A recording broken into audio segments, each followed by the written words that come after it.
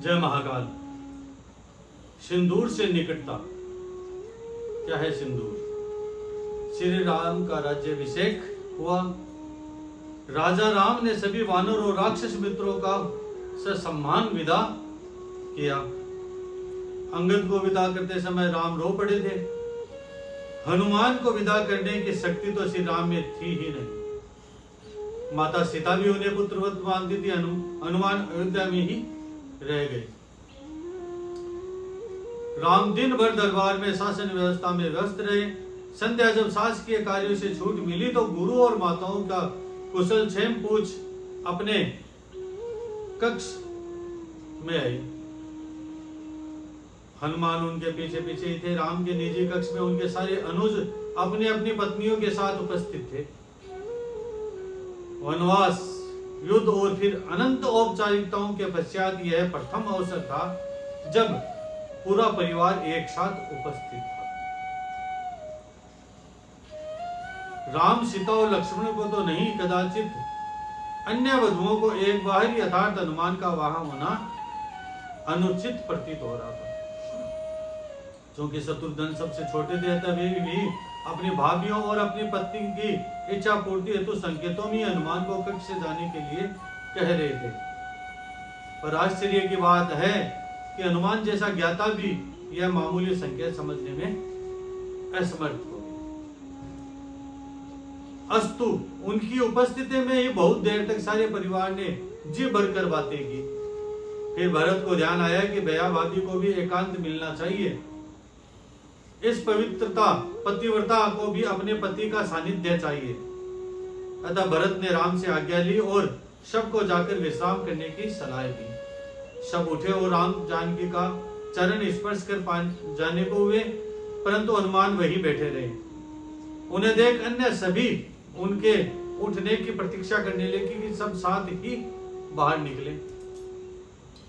राम ने मुस्कुराते हुए हनुमान से कहा, क्यों वीर, तुम भी जाओ, तनिक विश्राम कर लो।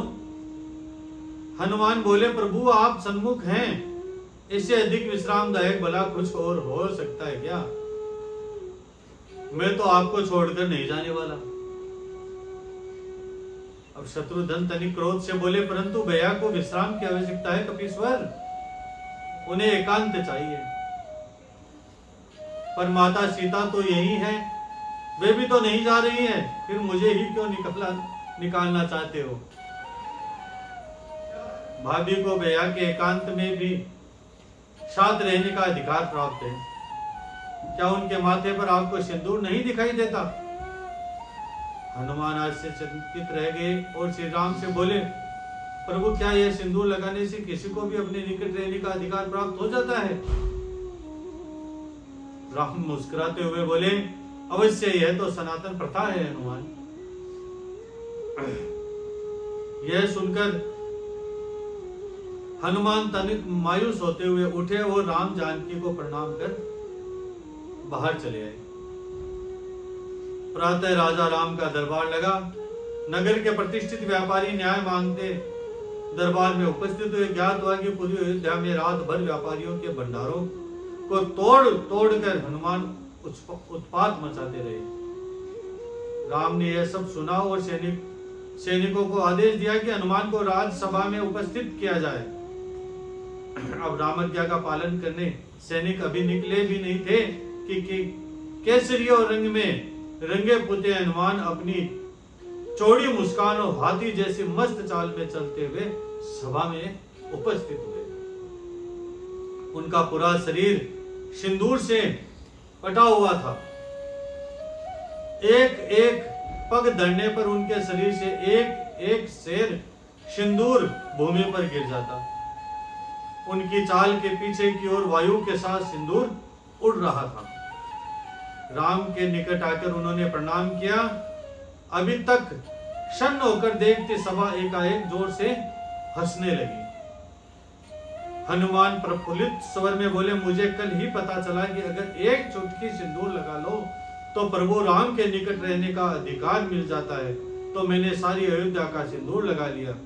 क्यों प्रभु, अब तो कोई मुझे आपसे दूर नहीं कर पाएगा ना? सारी सभा हंस रही थी और भरत हाथ जोड़े आंसू बहा रहे थे। यह देख शत्रुघ्न बोले, भैया सब हंस रहे हो और आप रो रहे हो, क्या हुआ? भरत स्वयं को संभालते हुए बोले, अनुज तुम देख नहीं रहे हो, वानरों का एक श्रेष्ठ नेता, वानर राज का सबसे विद्वान मंत्री, कदाचित संपूर्ण मानव जाति का सर्वश्रेष्ठ वीर, सभी सिद्धियां सभी निधियों का स्वामी, वेद पारंगत शास्त्र मर्मज्ञ यह कपि श्रेष्ठ अपना सारा गर्व सारा ज्ञान भूल कैसे राम भक्ति में लीन है, राम की निकटता प्राप्त करने की कैसी उत्कंठ इच्छा जो यह स्वयं को भूल चुका है। ऐसी भक्ति का वरदान कदाचित ब्रह्मा भी किसी को न दे पाए। मुझ भरत को राम का अनुज मान भले कोई याद कर ले, पर इस भक्त शिरोमणि हनुमान को संसार कभी भूल नहीं पाएगा। हनुमान जी को बारंबार प्रणाम। आप सभी प्रिय सदस्यों से नम्र निवेदन है कि मेरे YouTube चैनल को की हर पोस्ट को लाइक करें, सब्सक्राइब करें एवं ज्यादा से ज्यादा ग्रुपों में शेयर करें। यह छोटा सा प्रयास हमारे इस परिवार को और भी बड़ा बना सकता है। साथ ही आपसे निवेदन है कि जो भी पोस्ट अच्छी लगे उस पर एक इमोजी जरूर लगाएं, ताकि हमें यह समझने में आसानी हो कि आपको किस तरह की पोस्ट पसंद आएगी। जय श्री राम।